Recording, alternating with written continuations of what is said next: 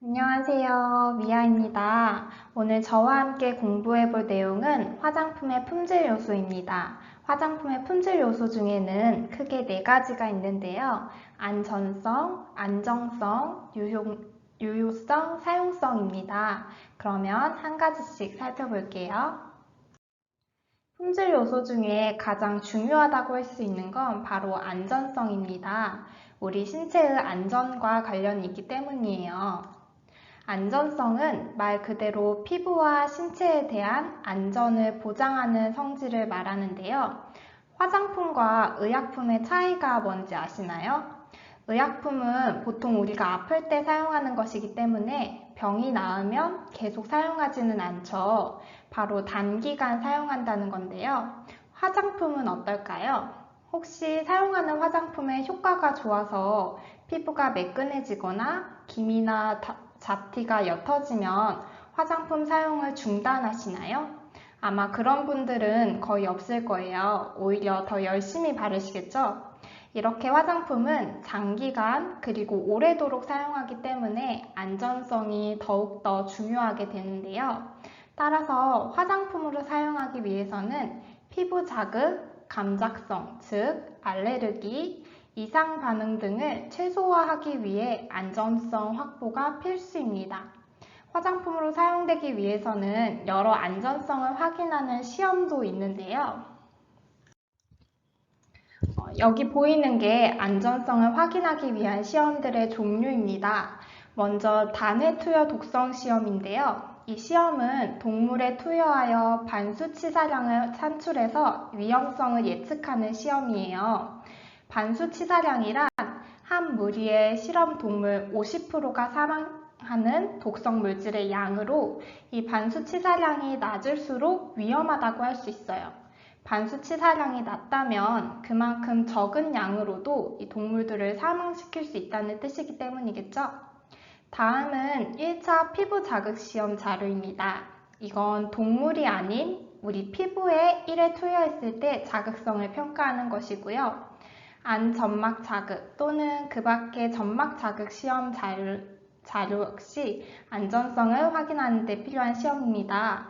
이 시험은 동물이나 대체 시험을 통해 눈이나 그 외 점막에 들어갔을 때 위험성을 예측하는 시험이고요. 피부 감작성 시험은 피부에 투여했을 때 접촉으로 인한 감작, 즉 알레르기 반응을 평가하는 시험입니다. 광감작성과 광독성은 자외선과 관련이 있는 시험이에요. 광감작성은 자외선에 의해 생기는 접촉 알레르기를 평가하는 시험이고요. 광독성은 자외선에 의해 생기는 자극성을 평가하기 위해서 하는 시험으로 UV 램프로 조사가 됩니다. 마지막 인체 첩보 시험인데요. 인체 패치 테스트라고도 하고요. 등이나 팔 안쪽의 펫의 첩보에서 피부의 자극성이나 알레르기를 평가하는 시험이에요. 이렇게 시험의 종류에 대해서 간단히 설명을 드렸는데요. 이 시험들에 대한 자세한 시험 방법과 관련된 내용은 저희 책 부록에 들어있으니까 자세히 살펴보시면 좋을 것 같아요. 오늘은 이런 종류의 시험이 있다는 것, 이 종류들만 분명하게 알고 넘어가시면 좋을 것 같아요. 이렇게 다양한 시험을 거치고 나온 제품이라도 사용 중에 문제가 생길 수 있겠죠. 우리는 이렇게 화장품 사용 중 발생하게 된 안전과 관련된 정보들을 보고하게 되는데요. 누가 이런 보고를 할까요? 내용을 보시면 의사, 약사, 간호사, 판매자, 소비자 또는 관련 단체의 장들은 이런 안전성에 대한 문제들을 보고하게 됩니다. 이 강의를 들으시는 분들 중에는 의사, 약사, 간호사 분들도 계시겠지만 아마 대부분은 판매자나 소비자에 해당이 될 거예요. 즉, 화장품 사용 중 안전성과 관련해 문제가 발생하거나 알게 되었다면 누구나 보고할 수 있고 또 보고해야 하죠. 이러한 안전성 정보는 식품의약품안전처장이나 화장품 책임 판매업자에게 식약처 홈페이지, 그리고 전화, 우편, 팩스, 정보통신망을 이용해서 보고할 수 있습니다. 여기 내용 중에 유해 사례라는 말이 나오는데요. 저희가 유해 사례, 중대한 유해 사례, 실마리 정보, 안전성 정보와 관련한 단어는 이 단원의 용어 사전으로 내용을 뺐어요.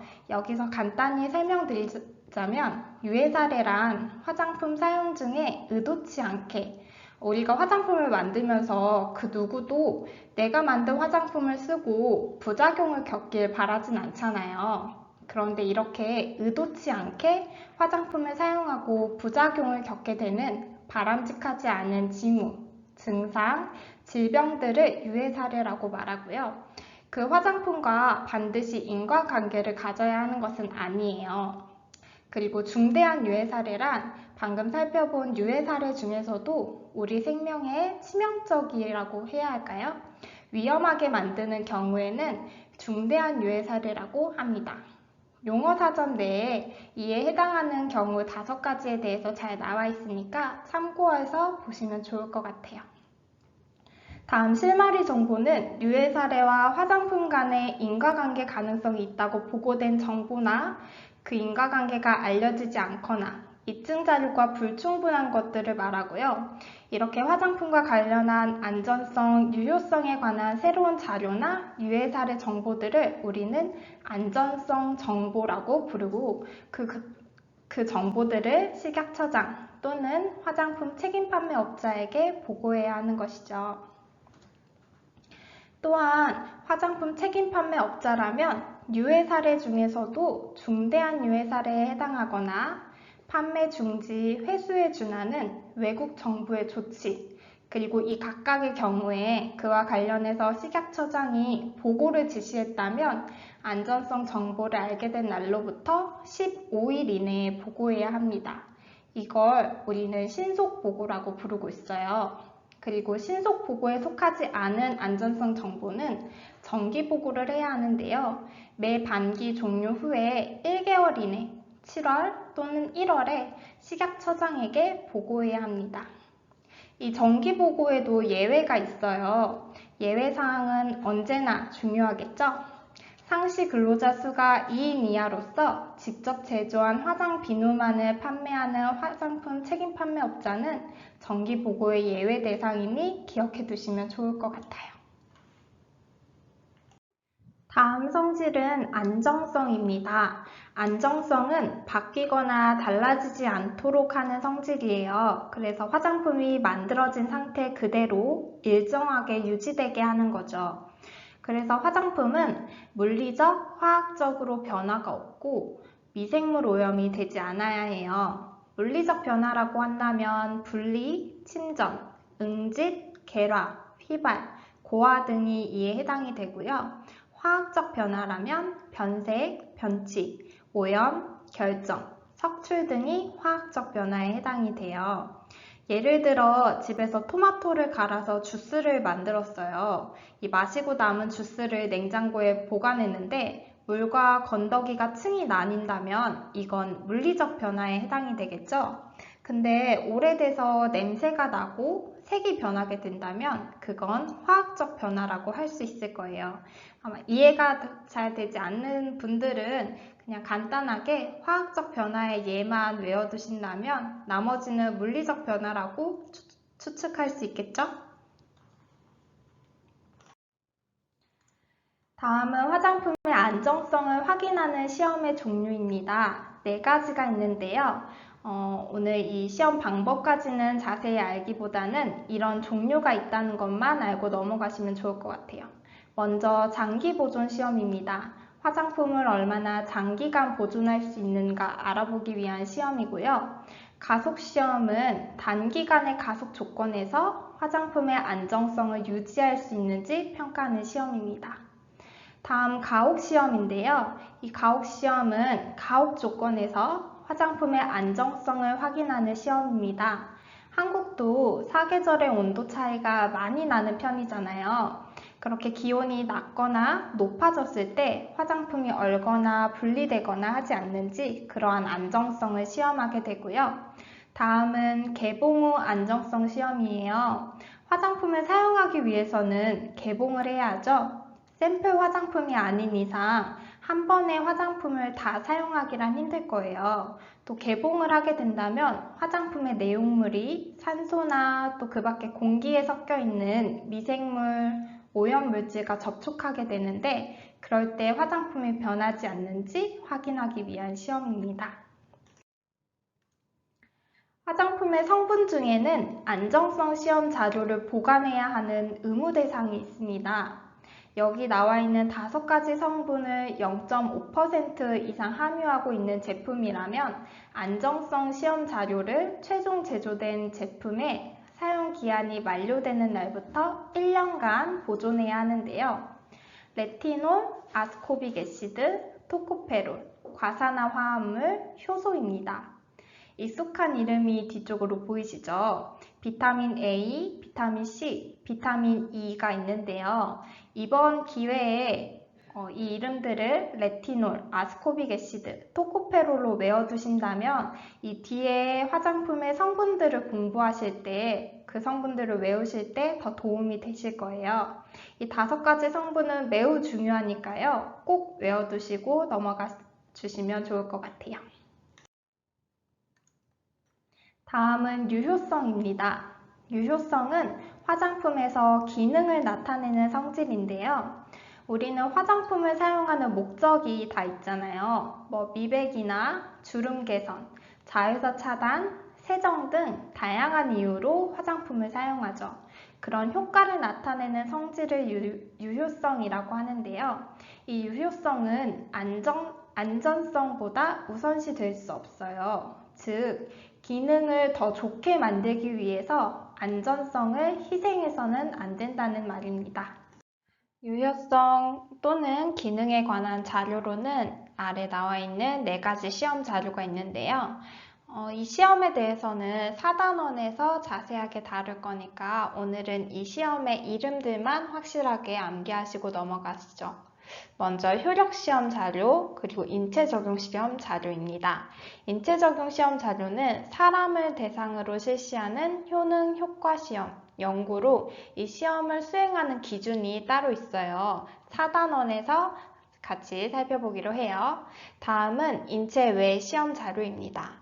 이 시험은 실험실의 배양 접시, 인체로부터 분리한 모발이나 피부, 인공피부 등 인위적인 환경에서 시험 물질과 대조 물질을 처리 후 결과를 측정하게 됩니다.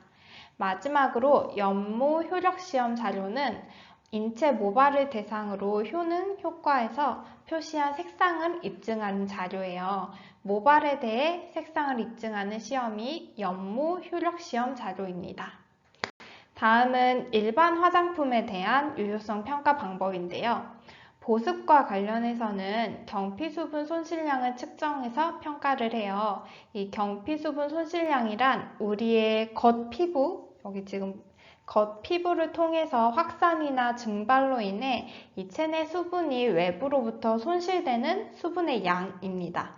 즉, 우리 피부 표면을 통해서 얼마나 수분을 잃어버리는지를 측정기기를 통해서 측정을 하게 되는 거죠. 그 다음 수렴 효과와 관련해서는 혈액의 단백질 응고 변화량을 측정해서 평가를 하게 됩니다. 다음 마지막은 사용성입니다. 사용성은 사용자의 기호에 따라 색, 향, 발림성, 흡수성, 편리함 등을 부여하는데요. 이 사용성이 다른 품질 요소인 안전성, 안정성, 유효성보다 중요하진 않지만 소비자들에게는 다른 색에 못지않게 중요하게 여기는 게 이 사용성이라고 할 수 있겠죠.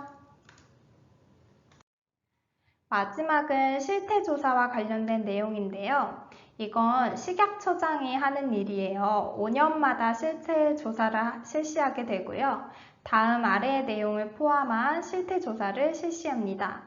내용을 보시면 아시겠지만 화장품을 사용하는 소비자의 안전과 관련되어 있어요. 제품별 안전성 자료를 작성, 보관하고 있는지, 그리고 사용 후 이상 사례가 있는지 조사하고요. 화장품을 사용하는 소비자 중 가장 보호해야 하는 대상이 바로 영유아 또는 어린이들이겠죠. 이 영유아와 어린이 화장품에 대해서 광고 현황과 유통 현황에 대해서 조사합니다. 이 부분은 맞춤형 화장품 조제관리사가 하는 일은 아니라서 열심히 외우실 필요는 없겠지만 알아두시면 좋을 것 같은 내용이에요. 이렇게 해서 화장품의 품질 요소에 대한 내용은 끝이 났고요. 다음 1단원 마지막 강의 하나 남아 있습니다. 저랑은 그때 다시 만나서 화장품의 사후 관리에 대해서 알아보시죠. 안녕.